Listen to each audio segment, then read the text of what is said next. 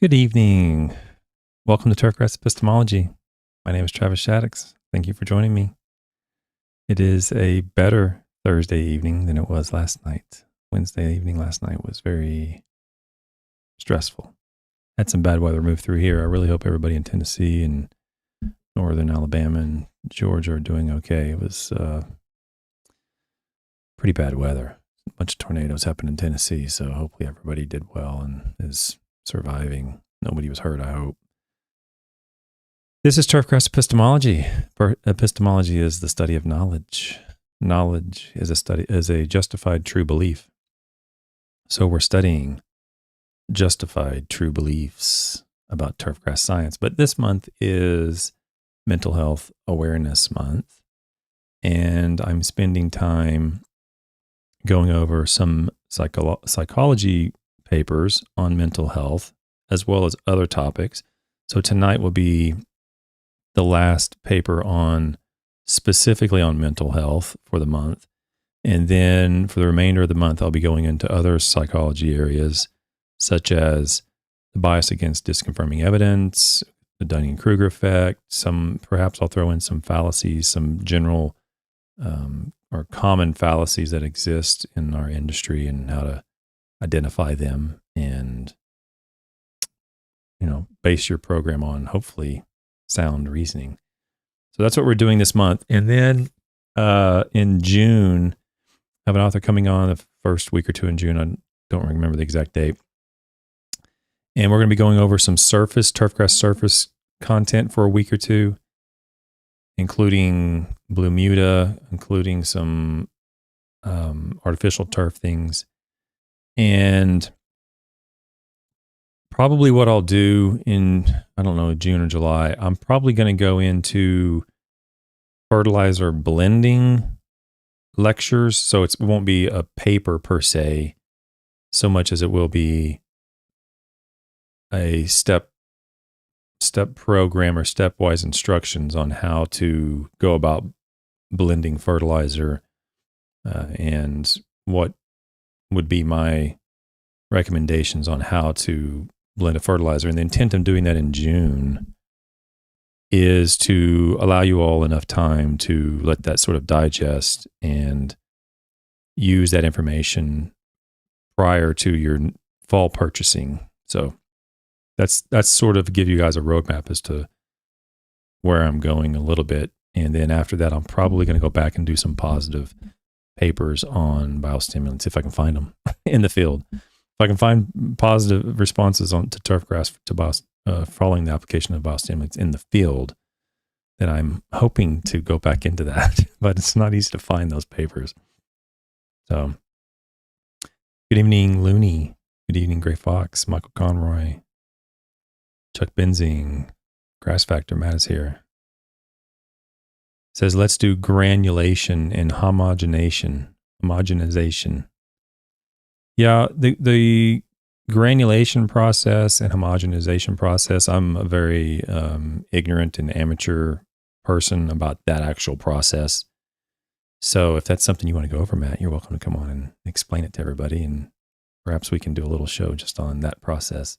I mean, I understand the fundamentals, but I'm certainly not knowledgeable enough to feel comfortable going over it on my own. But when it comes to actual blending of raw materials together, I am painfully aware of how to do that. So I've done, I don't even know how many thousands, maybe tens of thousands of tons. I don't even know, maybe hundreds of thousands of tons. It's literally years and years and years of blending raw materials together. And so that would be the angle that I'm going to take on that. But I'm happy to go into other topics if someone or there's a specialist can come on and kind of walk through that. In fact, maybe get a hold of me and maybe I'll run down to your location and do a little video or something on it if that's what you want to do. That's cool with me. Oh, Super Tay says, you're finally been notified of the live stream. Have to be here. Okay, yeah. I had somebody mention on the comment that they weren't getting notifications of the live streams. I don't know why. I do know the Monday morning show is listed as an unlisted show so that the chat will function correctly and so that the members only the members only have access to that. So there might be a little something funny going on there. I don't know. But there may also be something going on with your memberships. I don't know how the memberships work in terms of paying. So if your membership lapsed, then you might not be getting notification. I don't know. Be sure to subscribe, I guess, and be sure to hit the bell icon. I guess that's what allows you to be notified that there's a show coming on. But just remember, it's always Monday mornings at 10 a.m. Eastern time for members only. And if you want to be a member, the entry level is $5 a month. But if you're going to do a Calendly meeting with me once a year, which is $100, there's no sense being an entry level. You might as well just be a pro member, because pro members get one Calendly appointment every year for free. So you might as well just be a pro member and then set up a meeting, which several of you have already done this week with me, and you get one for free. So there's no sense paying for it if you're going to. You might as well just be a pro member, I guess, is the way to look at it. Just keep that in mind when it comes to Calendly. Calendly.com/TravisShaddox. And I think there's been 2 or 3 this week alone who I've met with and gone over programs and so forth. It's working out very well from my perspective anyway. And Matt, I mean, I'll take you up on that for sure. I mean, I've seen my fair share of facilities, and, but the actual process itself in terms of granulation and homogenization, I'm unfamiliar with that process. So I might be interested in doing that. Yeah. Okay. For sure. Thanks for the members who are members of the channel. It really adds up a lot. I'm surprised. I mean, I was like, wow, there's like 50 something members already. So thanks a lot for you guys. I already went over the schedule for this coming month and next month. And that top, okay. And then at the end of the episode today, I do have a new turf thought.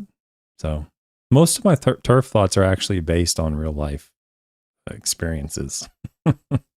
Some of them are rather morbid. My most morbid one I actually took off. I haven't shown it yet because it's a little bit too morbid, to be frank. So I'm like, I better not show that one. That's a little bit over the line. So I haven't shown that one yet. But a lot of the stuff, actually, most of the thoughts I have are just things that have happened to me in real life. Some of them are funny and some of them are just downright scary that they would actually occur. But we'll have one at the end of the show tonight.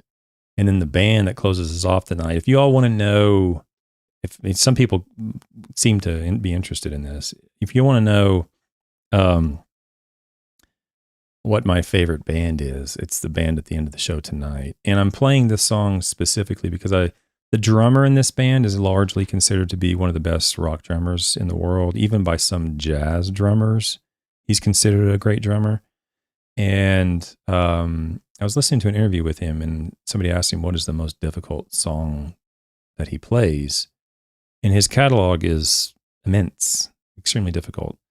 And he listed this song as the most difficult song that he has to play live. And so I have it at the end of the show tonight. So look forward to that. I've seen this band. I don't even know how many times I've seen this band. I've probably seen the band. It's more than 5 times and less than 10 times. I haven't really been to many concerts in the last 10 or 15 years, but I've seen them quite a bit. And they'll be on later tonight. So this month, or this episode today, is on mental health in the United States. And good evening, Sydney Whitaker. And I want to show a video real quick. It's actually a 19 or 20 minute video, but I'm only going to show 2 or 3 minutes of it because it introduces a topic that I haven't really gone over or discussed. And I'm going to show a couple of websites for those people who might be outside of the religious factions in the United States or around the world where you may find some of these links helpful to you. So let's look at this video. The name of the video is Breaking Barriers, Yasmin Irfani on Mental Health in the Muslim Community, You, Me, Honestly, and it's by a channel called One Mind. I'm just going to play from 1 minute to about 4 minutes and 30 seconds. And she talks about some common barriers that exist into getting into mental health therapy. And that also exist in some of the papers I've gone over. But she introduces another topic that does not exist in the papers that I go over, and then that's the reason I'm showing it. Here we go. We're so excited to have you. What are some barriers you have seen in the Muslim community regarding mental health? So some of the barriers I've seen in the Muslim community regarding mental health are stigma. There's a huge fear of what will people think, what will they say, and not bringing shame to the family, similar to many other cultures. Also, misinformation is a barrier, like people thinking that, if you're struggling with your mental health, that means you have a lack of faith in God, and you probably aren't praying enough or reading the Quran enough, and all those kinds of things. So an argument can be made that you're in mental health because you're praying to a God. Okay, I could make that argument real quick. But her point is that the stigma and the stigma involved, or the feeling that you're going to be seen differently by your peers or your loved ones or your workplace employees or whatever the case is a very real concern that shows up in many of the surveys as one of the top 1 or 2 reasons why people don't get into mental health, as well as one of the top 1 or 2 reasons as why people leave mental health therapy. Okay, so stigma is definitely in the surveys. But the religion is not. I have yet seen religion be a variable or be a barrier to getting into mental health therapy or staying out of mental health therapy. I mean, there's entire associations built around mental health, secular mental health therapy, and escaping the dogma of religion. And there's many people who have been traumatized by the religion that they were born into. And so I wanted to use this video as an opportunity to introduce that topic. We'll continue for another minute or two. And also, like, the lack of Muslim therapists or different therapists who can speak in various languages. So that would be a structural barrier. Language issues in our country, it would be more Spanish speaking. I guess one of the largest minorities in the United States is the Latino community. And if we don't have enough therapists, full stop, even English speaking ones. So imagine if you're Latino and you speak, Spanish, you prefer to speak Spanish, and you need to go seek help. The structural barrier is the language itself, and that can be very difficult. It can be very difficult to find a therapist that you're comfortable with. Again, full stop. But imagine not being able to speak the language and understand the culture and the minutia of the language and the metaphors in your culture and so forth. These sorts of barriers exist in the United States for people who do not speak English as their first language. And accessibility. So those are just some of the many barriers. Thanks for sharing that. Are there any doctrinal aspects to seeking mental health care? So in terms of doctrinal aspects to seeking mental health care, Islam is all for it. With the Muslim scholars and mentors that I've had, and I've shared my own mental health challenges, they completely validate my feelings, and they show that it's a good thing to take care of your mind in the same way that we take care of our body. So it's all about, like, misinformation, right? Islam definitely promotes good mental health care and seeking treatment. I don't know. I haven't read the Quran, but on cover to cover, I've read some of the Quran. I don't know that religion near as well as I know Christianity or Judaism. I will say that most holy books can be interpreted to say they support mental health, and they can be interpreted to say they don't support mental health. The same exact book can be interpreted both ways. And so people who are in the in certain religions, they can see it either way, right? They can see it as a weakness and the religion specifically forbids it, or they can see it from the same exact book as if that religion allows for it. Or they can go to their pastor or go to their priest or whatever, and one priest would say, it's okay to seek help, and the very next priest would say, no, you shouldn't do that. You should pray to God, and God will help. God will bring all the answers and so forth. So it is a strange conundrum when you're deep into a religion and you find that you need help in an area that might be considered a weakness or an antagonist to beliefs that you or your family members hold. That's really good to hear. Very important. Is the mental health experience for Muslim women and men different? So when it comes to the mental health experience of Muslim men and women, in general, I do think that it's challenging for both, but there's different challenges. So due to toxic masculinity, it may be less common. I like that phrase, toxic masculinity. I've never heard that. That's a great phrase. I love that. She's going to talk about men and being more resistant and women being more open. And that's what that proves itself to be true, at least in the surveys. The published literature supports that. For men to seek out therapy compared to women. And as a result, a lot of times women have to do the emotional labor for not only the men, but also themselves and children and the community. So like even in our faith tradition, Prophet Muhammad, peace be upon him, he was a huge mental health advocate, and he was very empathetic and sensitive, and he would be able to cry. So he was a great role model for men and women, but unfortunately, due to culture and society, I do think the toxic masculinity gets in the way of males seeking help compared to women. Yeah, so you can just omit all the Prophet Muhammad information and just go straight to the evidence. And the evidence says men generally are more resistant to mental health care. And if that assertion is true and supported by evidence, then you can just omit all the religious stuff. You don't need to be held captive by the religious dogma.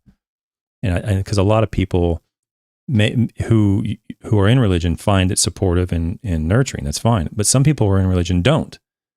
They find it actually traumatic, or they look back on their life and they realize that they were traumatized by the religious upbringing that they experienced, whereas others wouldn't. But just understand that for those people who are not religious, who want to seek help, compared to people who are religious want to seek help, you can just remove the religion completely and still come to the same conclusion, and that is that in this case, men generally are more resistant. Toxic masculinity. That's a great phrase.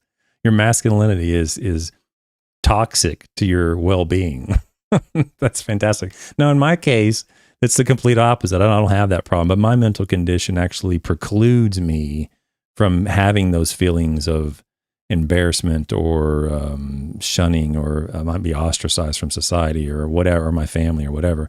I don't have those feelings. I've never had those feelings. But the reason is because of my mental condition. It's a strange conundrum. It's funny. So, but I would say that the data certainly holds true with her statement that men generally are more challenging to get into treatment and to stay in treatment, at least in the surveys that I've read. And the same will be true tonight when I go over tonight.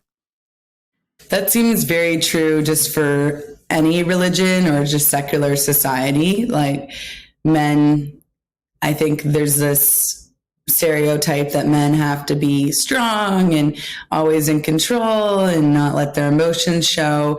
But I do see society gravitating towards like embracing men's wellness and embracing opening up. And there's more communities like Movember or Men's Health, or communities where men are supporting other men to be more vulnerable. So, and I also see that, I'm not sure if it's something I've said here before, but I also have seen that in pop culture, including movies and TV, there are more scenes of men crying, which if you look back at 90s movies, you did not see that. So, or at least I didn't see it. So I do think society is trying to portray men's emotionality a bit more openly than they used to in the past.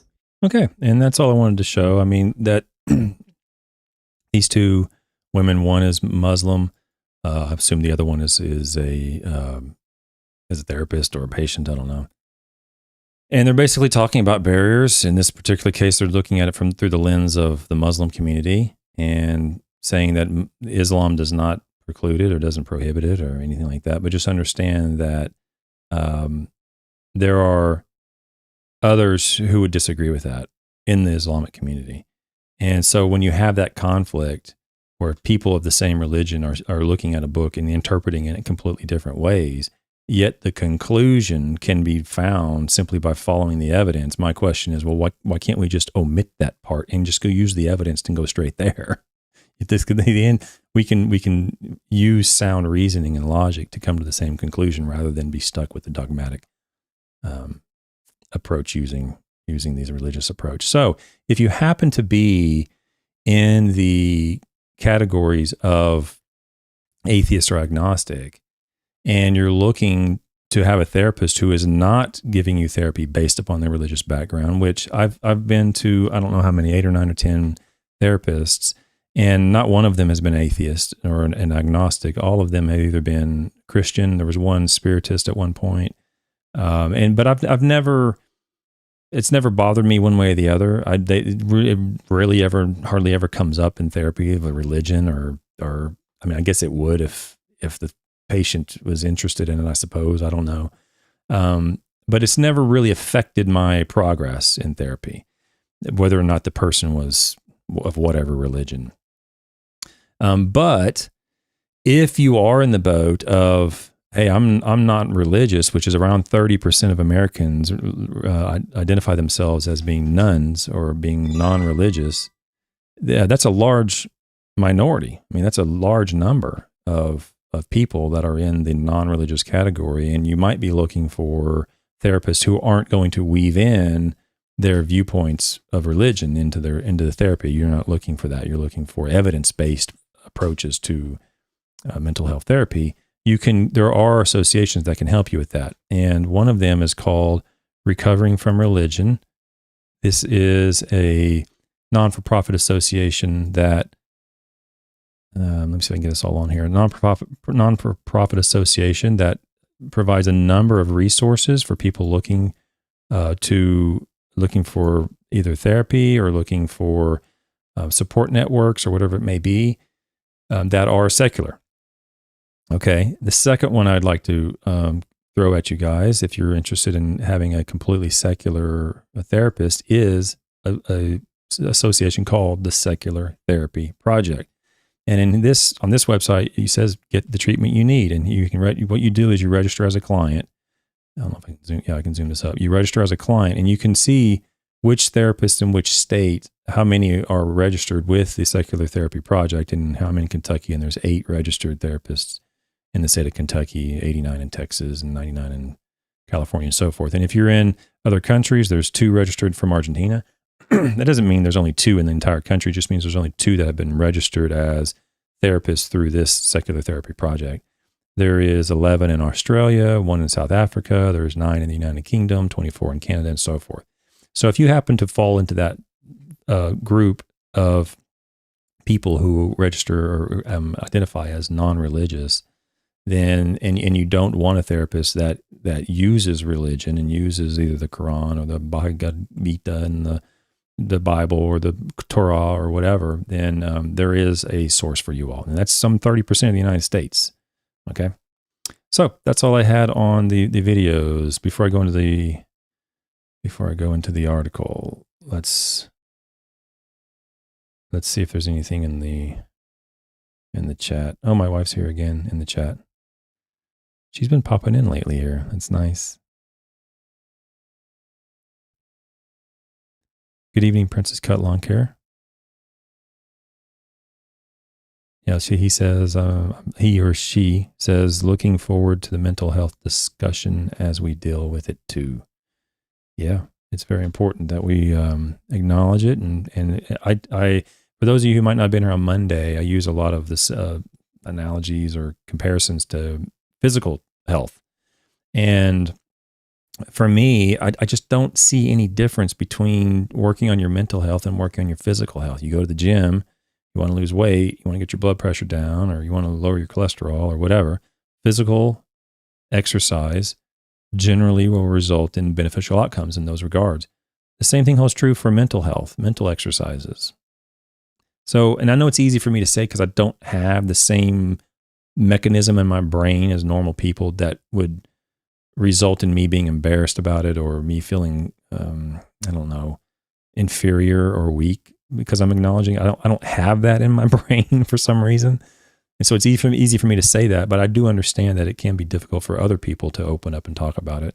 And that's one reason why I'm going over it this month, because if I can get one or two people who have been thinking about it and it benefits them, it benefits their well-being by doing this, then I'll consider it a win. So Sydney Whitaker, I shared your channel with my friend James Bartley. Oh, James Bartley is a good man. I didn't know you knew James. When I did, he said, oh, I know Trav. He knows me very well. I know James very well. He didn't realize that you had a channel.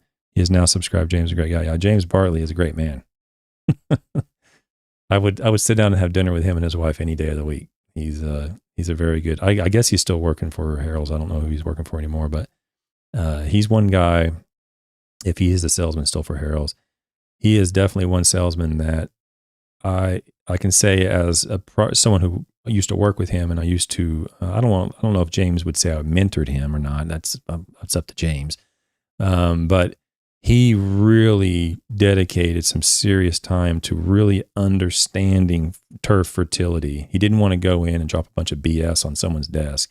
He really wanted to understand it, and he really took the time and the dedication to feel like what he was going in and he was communicating was true. And I appreciate James's interest in that when I was working with him. I worked with him for, I don't know, 2 or 3 or 4 years. I don't even remember how long.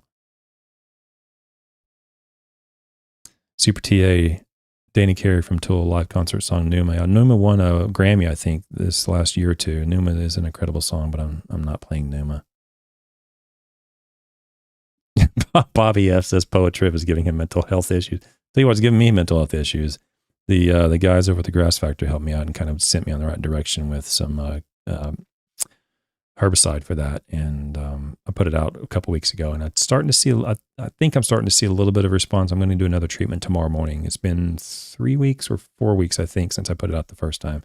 So there is a solution. If you are in tall fescue, if you have the right turf, so if the non-target species is tall fescue, that's what you want to keep, then there are some chemical options for Potriv. But if you have other grasses, I can't speak to it. I'm not a herbicide. I'm not a weed biologist by any stretch of the imagination. Yeah, Christopher Hitchens had a good one, anti-theist. I don't know, Looney, if you're familiar with his Hitchens' definition of anti-theist, but I'll leave that for another show. And I'll just say one of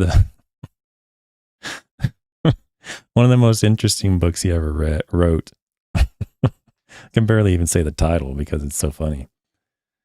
Is a book about Mother Teresa, and the book is entitled Missionary Position. If anybody's interested in the masochistic and sadistic nature of a certain person, then you might read that book. It's very eye-opening. That's one of my favorite Hitchens books is Missionary Position.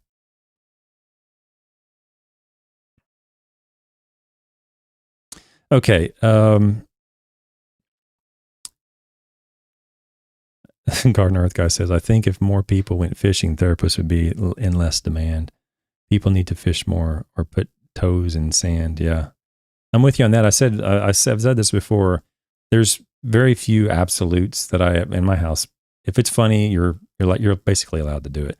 But there's very few absolutes. In my house, you're going to do this, and that doesn't exist. But one thing I've told my son, this will hold true for the rest of your life. If you do this the rest of your life, good things will probably happen. And that is this.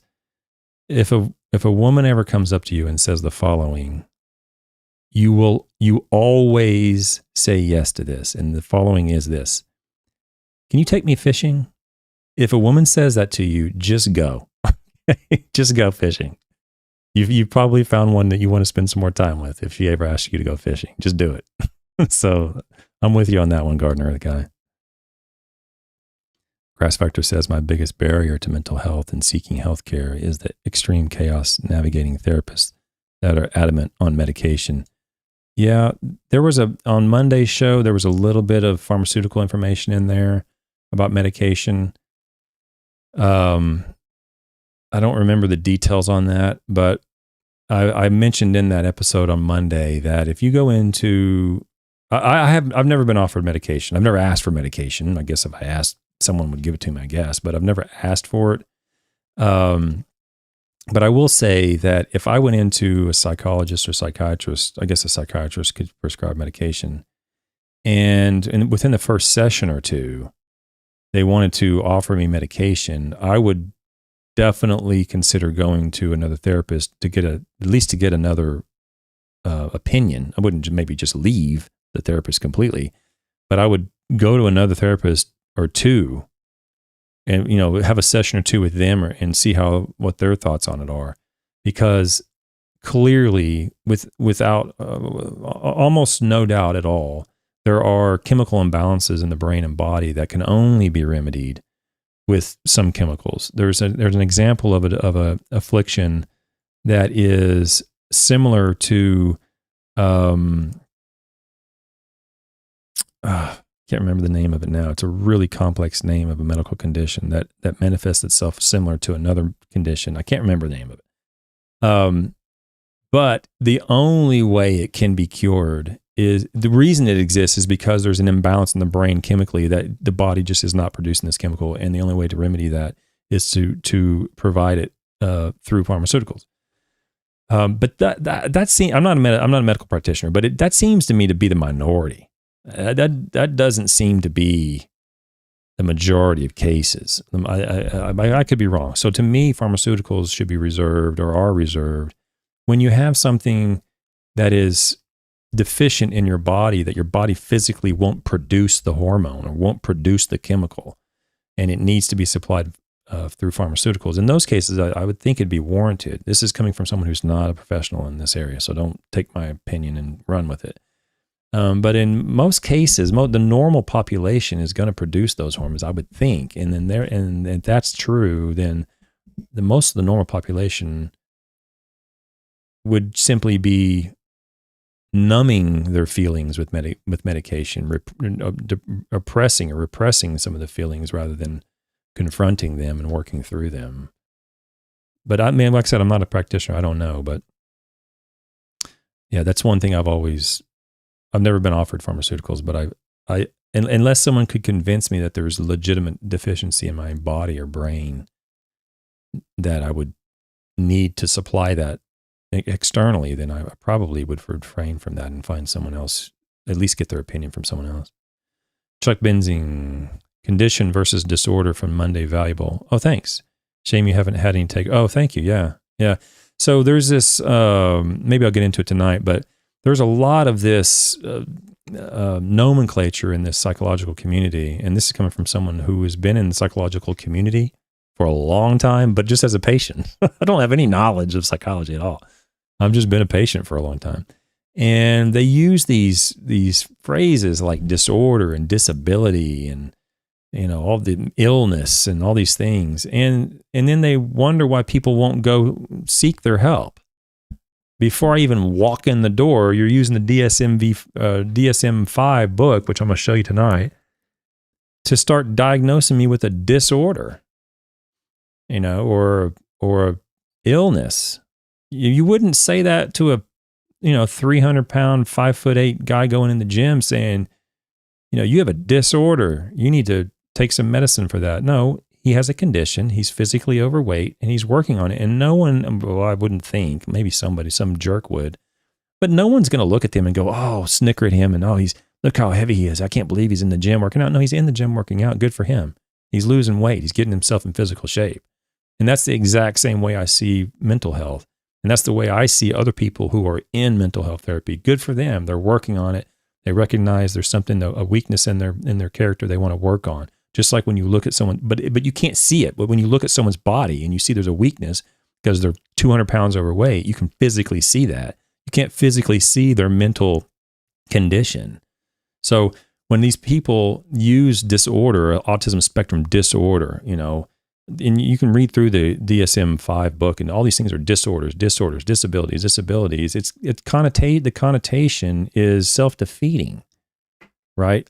The actual nomenclature of the psychological condition is, in my view, not helping people or not encouraging people to come in and work on it, because you're already labeling them with a word that has a negative connotation to it, and they might see themselves as inferior to somebody else just because the word itself has a negative connotation. Instead of saying autism spectrum disorder, say autism spectrum condition. My son can come downstairs right now and square any two-digit number in probably less than 10 seconds in his head. Square any two-digit number. He can square any three-digit number. That might take him a minute. In his head, he'll square any three-digit number in his head. Now, and he's autistic, if you don't already know that. Now, that's not a disorder. I mean, let's be honest here. He's doing things that normal people can't do. Now, on the opposite end, he has some challenges on other areas like reading and comprehending certain things verbally and things, spelling and things like that. He has some challenges relative to his peers, relative to other people in his age. But mathematics, he is so far, he's in the top 99.999% of sixth graders in the United States who take the public math test. So don't call it a disorder. Sometimes I wish I had what he's able to do, the math skills he can do. So it's not a disorder, it's a condition. And I think the quicker we can learn to get that word out and get these people who control those definitions and that nomenclature, the more likely people would be inclined to go in and seek help. So that's my take on that. Okay, let's get started. It's 9:37. This is a very short paper, but I'm sure I'll find some way to make it last longer than it needs to last. Okay. The name of this paper is Barriers to Mental Health Treatment, Results from the National Comorbidity Survey Replication. This was published in Psychological Medicine in 2011, and there's a whole slew of authors on it, which I'm not going to go through, but you're welcome to read it. This is available, I think this is available online for free. I don't remember if I got this for online open access or not. Well, let's get to it. The introduction. A substantial portion of adults with common mental disorders fail to receive any treatment. Let's see if I can zoom this in a little bit. Maybe that makes sense or not. I don't know. They fail to receive any treatment, even when these conditions are quite severe and disabling.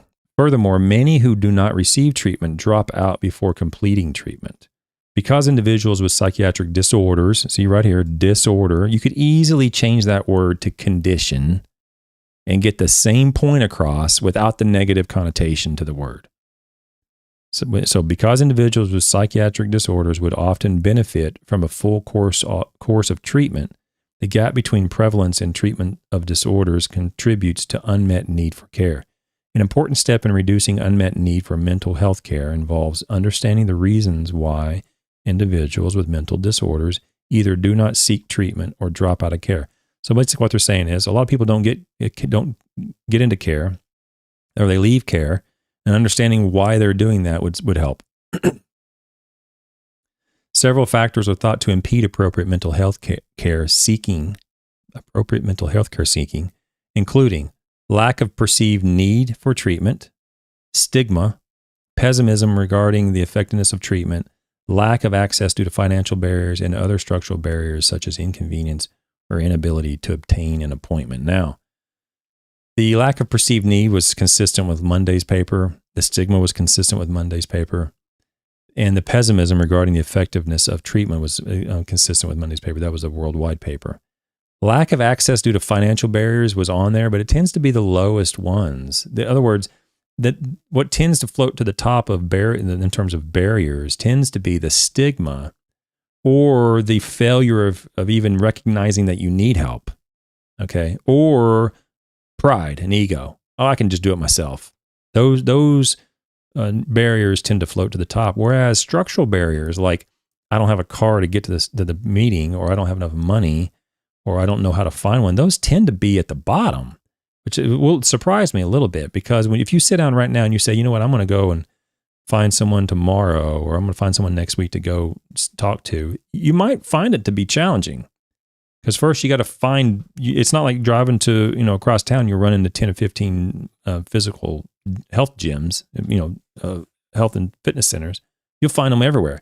You're not going to find psychology and health centers on every corner. So you might find it difficult to find one. And then when you do find one, I can tell you right now, you're going to find it to be somewhat challenging to filter through those to find one that accepts your healthcare. And then when you do find one that accepts your healthcare, if this has happened, if during treatment, you're actually, let's say your healthcare provider allows you to use their healthcare for mental health treatment. Usually what will happen is you're allowed, it depends on your health insurance, but you're allowed a certain number of meetings per year for that affliction. So let's say you have ADHD. You can go seek mental health care either, I don't know if it's 20 times or 50 times. I can't remember what it is, but there's some number for that affliction. And then once you meet that number, then your insurance won't pay anymore, and you have to have another affliction to work on. To make things even worse, if during treatment you're diagnosed with a certain condition that your insurance is already paying for, if you're diagnosed during treatment with a certain type of mental condition that your insurance is noted as not paying for, then your insurance will drop you right then. Because you got into treatment under conditions that your insurance would pay for, and then during treatment that's there to help you, you're diagnosed with a condition which does help you when you identify the issue, but then your insurance drops the paying it because they won't pay for that specific condition. It can be challenging. I'm just letting you know. Okay, this is 15, 20 years of therapy talk, and I'm telling you, there's certain barriers. But I'm surprised that that's not one of the top barriers. This financial barrier, talking about insurance, it's not one of the top ones. It's generally towards the bottom. An inconvenience of finding an appointment. These are towards the bottom of the world and national barriers, which surprises me. It's usually an attitudinal barrier, such as lack of perceived need or a stigma or pessimism about the treatment's effectiveness, which I went into on Monday too.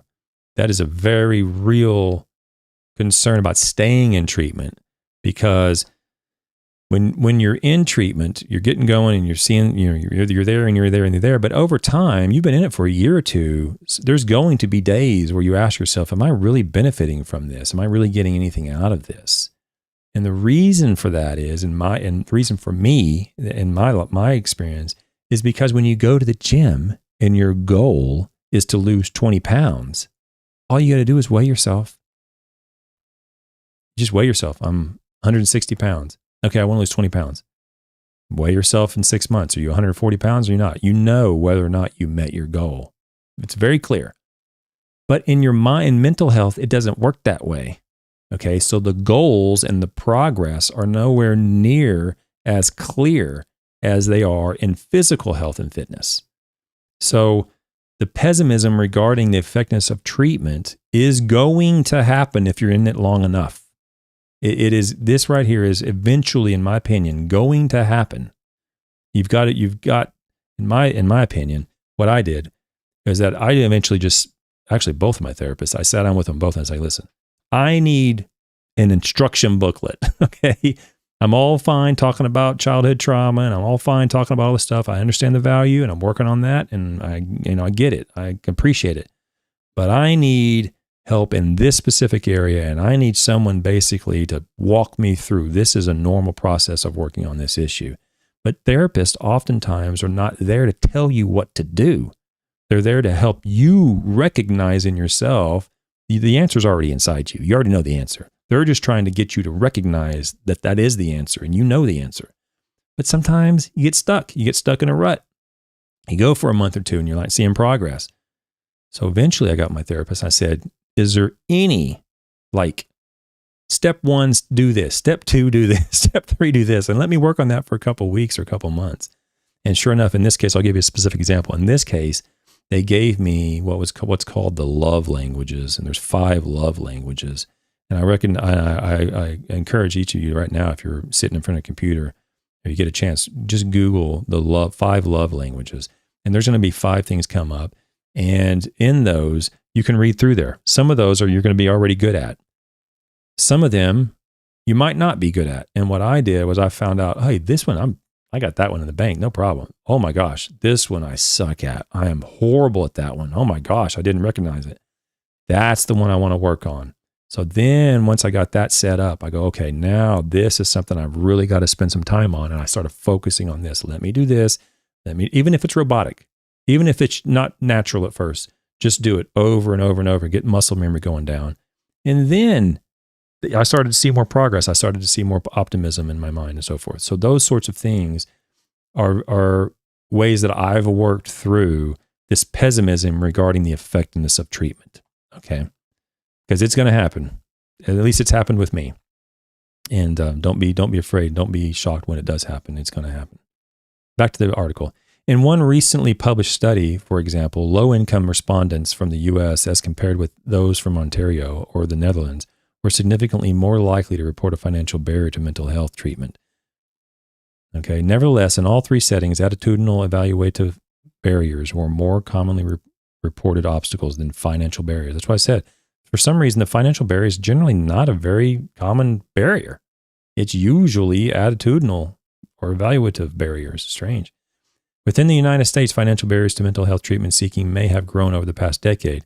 During this period, however, public attitudes towards mental health care treatment seeking became more favorable, which is a good thing. In the present study, we used the data from the National Comorbidity Survey Replication, a representative survey of the U.S. population in the early 2000s, to examine barriers to initiation and continuation of treatment among individuals who meet criteria for mental disorder. More specifically, we examined the role of perceived need as well as structural and attitudinal evaluative barriers in treatment seeking and in dropping out of treatment among those who have already started treatment. We also examine and compare the role of these factors at different levels of clinical severity. Finally, we use multivariate models to examine the association between socio-demographic characteristics and severity of illness on the one hand and barriers to mental health treatment seeking on the other.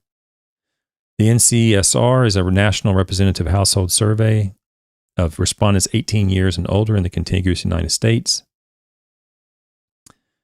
Face-to-face interviews were carried out with 9,282 respondents between February 5, 2001 and April 7, 2003. Part 1 included a core diagnostic assessment and a service use questionnaire administered to all respondents. Part 2 assessed risk factors, correlates, and additional disorders and was administered to all Part 1 respondents with lifetime disorders plus a probability subsample of other respondents.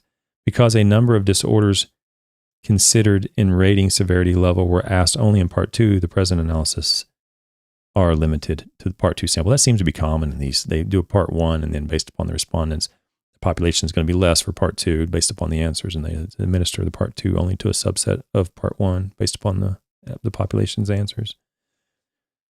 Reasons for not using service or not, or not continuing to use them. How do they measure that? Respondents who reported no use of mental health services were asked whether there was a time in the past 12 months that they left that they might have needed to see a professional for problems with their emotions, nerves, or mental health. Those who answered affirmatively were then asked whether or not they endorsed each of the series of reason statements about why they did not see a professional from a list that included reasons involving low perceived need, structural barriers, and attitudinal evaluative barriers. So these are things like lack of financial means, available treatment, the presence of stigma, and so forth. Residents who reported having seen a provider within the mental health specialty, general medical, human service, or complementary alternative medical sectors for help with emotional problems in the last 12 months were asked whether the treatment had stopped, and if so, whether they quit.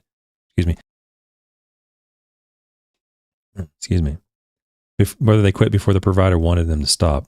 Those who answered affirmatively to both questions were then asked to endorse reasons for dropping out of treatment from a list of potential reasons, statements similar to the list of reasons for not seeking treatment. So that's how they measured whether they avoided it or whether they dropped out of it.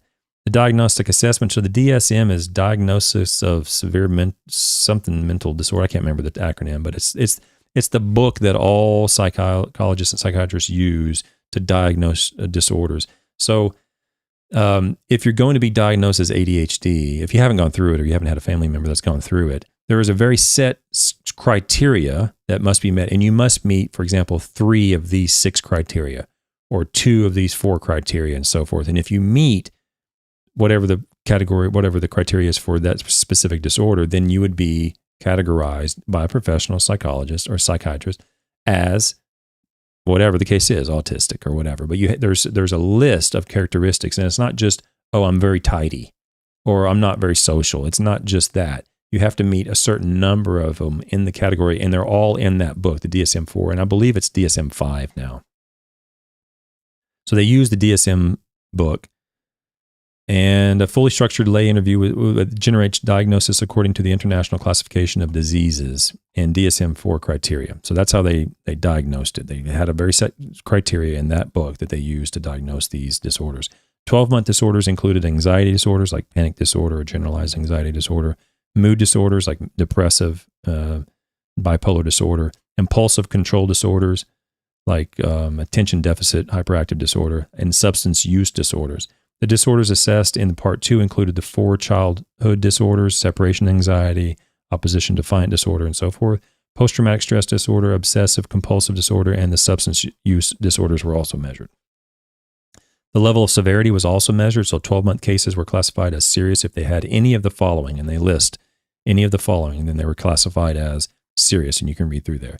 Cases not defined as serious were defined as moderate if they had any of the following of these, and these are things like not suicide attempts, but suicide gestures or plans and so forth. So they have to meet, if they met any of these criteria, they were classified as moderate. If they were not classified as moderate, then they were classified as mild cases. That's how they partitioned out the population. Socio-demographic predictor variables. Socio-demographic variables included age, sex, race, ethnicity, years of education, family income in relation to the federal poverty level, and marital status.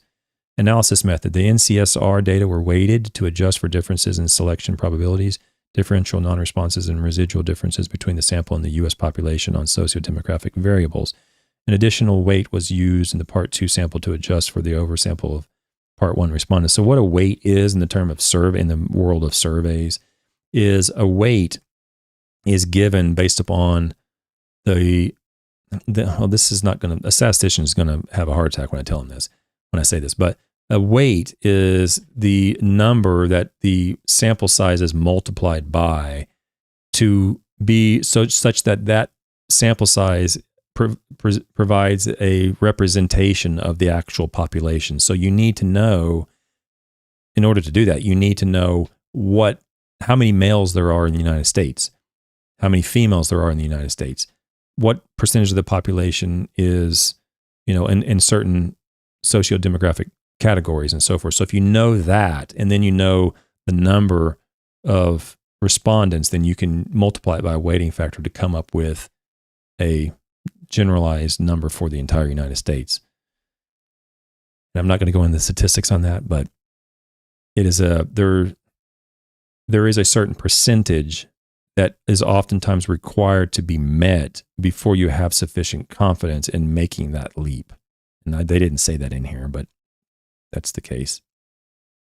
So, for example, if you only had 0.1% of the United States answer versus 5% of the United States answer, you'd have a much more confidence in a survey that had 5% of the United States respond than 0.1% respond. So when you're going to multiply that out and use a weighting factor, the error and the variance is going to also be multiplied out. And it can be rather problematic when you're actually trying to make some assumptions about the nation as a whole. Results. Reasons for not seeking treatment. Somewhat more than half of the 1,350 Part 2 respondents who met criteria for at least 12 months of the disorder but did not use any 12-month service reported that they might have needed to see a professional for mental health problems. This perception of need was significantly associated with severity of psychopathology. Low perceived need was the most common reported barrier to treatment across levels of severity. So it didn't matter whether you were severe or mild. They did not perceive that they even needed help. And it's, honestly, this is just my opinion. I think it would just be better if everybody just assumed they needed help rather than the opposite. Just assume you need help. Okay. Until otherwise stated. Until some psychiatrist says, you know what, you're good. Just assume that you're just as mentally challenged as everybody else. And, it's just better to go, assume that you need a little bit of help. Just like physically. Not everybody's the most perfect physical specimen. You could use a little help physically, regardless of who you are, unless you're winning, the national physical fitness test. You're probably a little bit out of shape physically.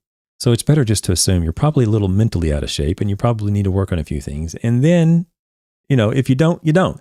But what happens is the opposite. Everybody just assumes that they're fine. Oh, I didn't even think I even needed any help, so I didn't go get help.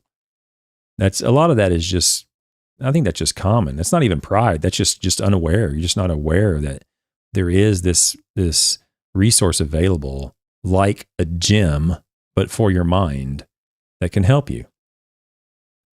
Among respondents who recognized a need for treatment in comparison, the desire to handle the problem on one's own was the most commonly reported reason for not seeking treatment. This was the same thing that happened in the World Survey on Monday morning's paper. I can just handle it on my own. I'm good. I know what I'm doing. I'm a professional at what I do. I'm a PhD. I'm a lawyer. I'm a doctor. I can handle it on my own. Imagine if that happened. Like, let's say, well, my wife's a dentist. So let's say you have an impacted molar and your wife's like, you need to go get that checked out. You have an infection. And you go, I'll handle it on my own. It's fine. I'll handle it on my own. I can take care of that. You might die. One of the greatest advances in human well-being have come in human existence has come from dentists. People used to die. A large percentage of the human population have died throughout our existence as a result of poor dental care. Okay, when you get an impacted molar, you have some infection, it's not a big deal now. Dentists have done such a good job, hardly anybody dies of dental care. In fact, there was somebody in the NFL, I think he was a retired NFL player, just like last year or 2 years ago, died from a dental problem, from an infection in his mouth that he could have treated and he didn't treat. So it still occurs today, but it's extremely rare. Okay. But imagine if that's what you said. I'm good. I'll take care of it. I'll pull the tooth, or I'll put some antibiotic in there myself. That's lunacy. That's pride. That's ego. Okay. So if you wouldn't do it for your tooth, I broke my arm, snapped my arm right in half. Oh, I'll just put it back. I'll just fix it myself. No problem. I'll just put some duct tape on it. Duct tape cures everything. Imagine. That's the same thing in my mind. It's the exact same thing as saying something like that. When you say, I don't have a problem in my mind. If I did, I'll just fix it on my own anyway. I'll take care of it. That's the way I look at it. Let's go to the next paragraph. Age, sex, education, and severity were significant predictors of low perceived need. Age and severity were significant predictors of structural barriers. So those are variables, or I should say fixed effects, that were associated with being able to recognize that they say there's age, basically, if however old you were, was a predictor of structural barriers. Say the younger age versus the older age. The structural barriers, I would assume, be more common in the younger age than in the older age. I guess we'll get into that. Reasons for dropping out of treatment. A total of 851 respondents with 12-month disorders reported receiving treatment at some time in the past 12 months, of whom a weighted 10% reported dropping out of treatment in all service sectors where they received treatment. Wanting to handle the problem on one's own was the most common reported reason for dropping out of treatment. You see this over and over and over in the literature. Followed by perceived improvement in mental health. Well, if you got better, that's fine. I would argue that I don't even know how you could even get better with mental health in a month or even a year. I mean, you could just make it a regular occurrence. Just make it a regular appointment once a week. Just go, just like the gym. just go.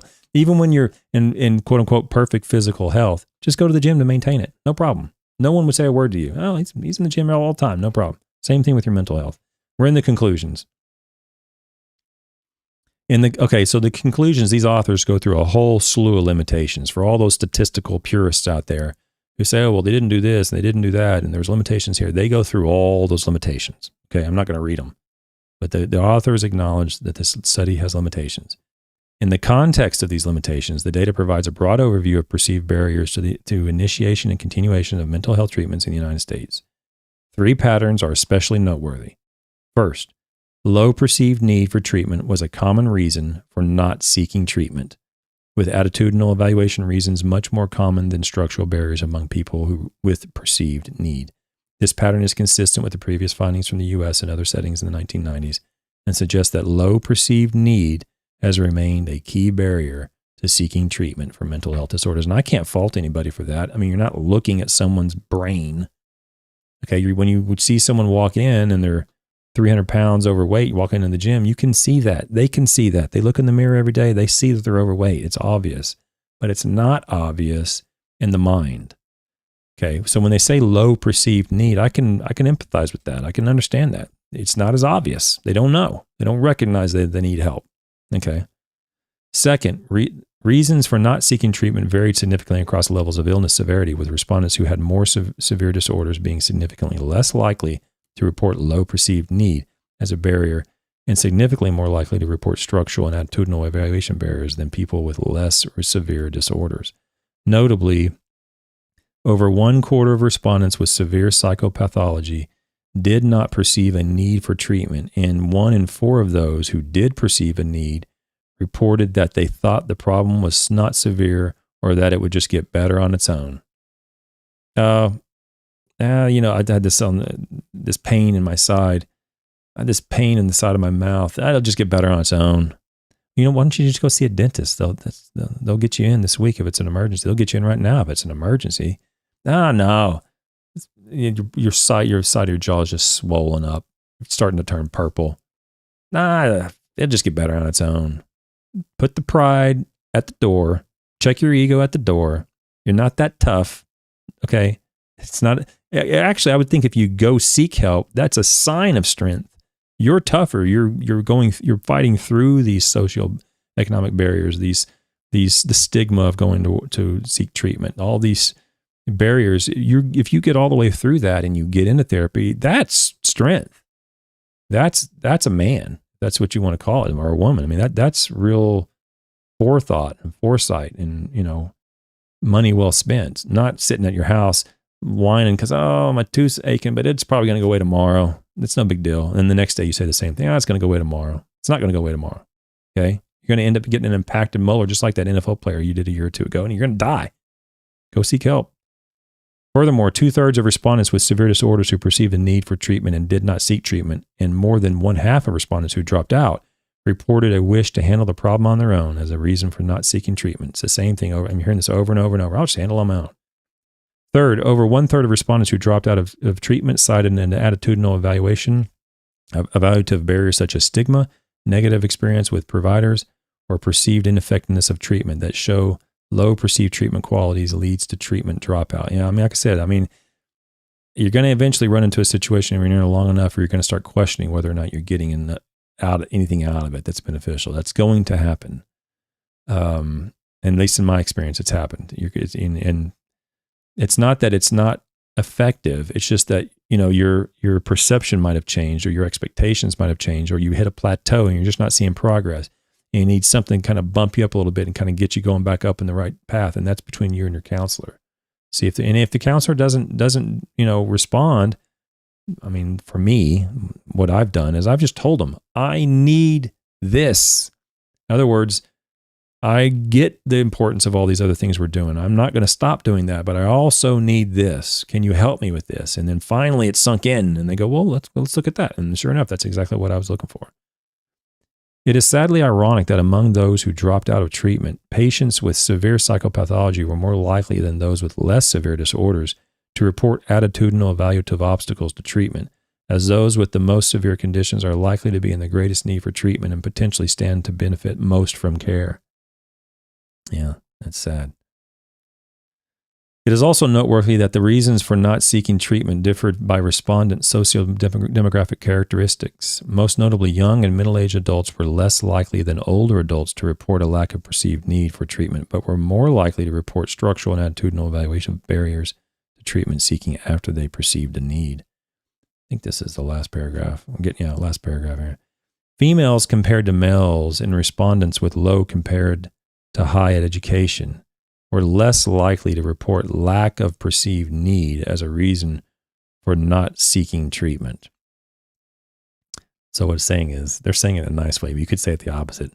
Males are more likely to say, "Oh, I didn't even know it. I don't need help." Females are generally more open, and at least the data is showing that, and they're less likely to report a lack of perceived need. While past research generally supports an association between female gender and greater perceived need for mental health treatment, the association with education is puzzling and may suggest that formal education by itself does not significantly promote recognition of mental health care needs. The finding that married cohabitating respondents had an elevated, this is an odds ratio number, this is a statistic, an elevated odds ratio of reporting structural barriers, but only among mild cases, might reflect the fact that married people have more family responsibilities than single people that place demands on their time and financial resources, thereby creating barriers to seeking treatment that are only overcome when disorders become relatively serious. That's a pretty interesting postulate. I mean, it's probably, I would say there's probably some truth in my life to that, I suppose. The finding that high income was associated with low odds of dropping out of treatment for attitudinal evaluative reasons is consistent with earlier reports that high income is associated with positive attitudes towards mental health treatment. This might be due to a higher quality of services accessible to individuals from higher income groups, or more attitudes related to more general perceptions of medical care. The results of this current study show consistent with these recommendations that both attitudinal, evaluative, and structural barriers are significant impediments to treatments seeking in the United States. However, we also found that low perceived need is an even more important barrier. So this will be the last paper that I go over on mental health, specifically mental health. We're going to do some other mental and psychological papers the remainder of the month. But at the end of the day, whether it was in the United States or whether it was in Italy or whether it was in Argentina or South Africa or Brazil, the worldwide study we did on Monday, there are some consistent similarities in terms of barriers. Number one is just a low perceived need. You don't even realize it. Okay, that's the reason I'm saying it's better just to assume you need it and just, only get out whenever the psychiatrist tells you, what, you're good. And then the next thing is, I'll just handle it on my own. Or I'm just going to go away on its own. You're not going to handle it on your own. Even if you are a professional psychologist or psychiatrist, you're not seeking yourself. You're going to another psychiatrist to seek help. Even if you are so knowledgeable and so specialized in mental health that you're a professional and you're in the top of the world and you're going to work on your own mental health, you're not going to do it yourself. You're going to go seek another professional to help you with it. So if professionals seek professionals, I'm an amateur, I'm going to seek a professional. Okay. So don't assume that it's just going to go away on its own and that I can just do it myself. That's pride. Okay. That's pride and ego. And those are not consistent with progress. Okay. When you go into the mental health counselor's office, you got to check the pride and the ego at the door. And if that's your challenge, and that's part of the reason why you're there is because you can't do that, then work on that. But it helps, I'm telling you. Okay. The love language. Yeah. William Wambacher. I'm an attorney and have had many clients with very significant mental health issues over the last 40 years. And generally, men have a more difficult time with seeking treatment. Yeah, well, that seems to be supported by the data that I've gone over, William. So I think you're right on target there. This is a love to fear philosophy statistic that also helps explain this, Brent said. Okay. My wife says dentists save people's lives. Who has been to the dentist in the last 6 months? Oh, you're asking who's been. She's trying to encourage people to go to the dentist. All right, guys, I'm going to leave you with the turf thought for the day. I'll be back on Monday morning for the members. And then on Monday, don't forget, we're going to start moving into a little bit probably more interesting, but more into the psychology of things such as the Dunning-Kruger effect. We're going to explain why smart people don't think they're smart and why dumb people think they're smart. That's basically what we're going to be going over next week. Okay, guys. Thanks all. See you guys Monday morning. Have a good one. Bye.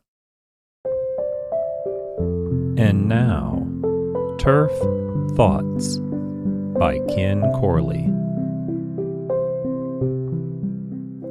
If you are preparing the field for Sunday's game, and the strength coach tells you to get off the field because the linemen are going to practice on the field, you may inform the coach that running full-speed drills on the game field this close to kickoff might damage the field. If the coach tells you it won't damage the field because the cleats will help aerify the grass, just smile and tell the coach, no problem. Then, when the star quarterback tears his ACL after stepping in a divot, go back to the strength coach and tell him that his aerification program worked. The turf grass is going to look much better this year because we're not going to have any playoff games on it.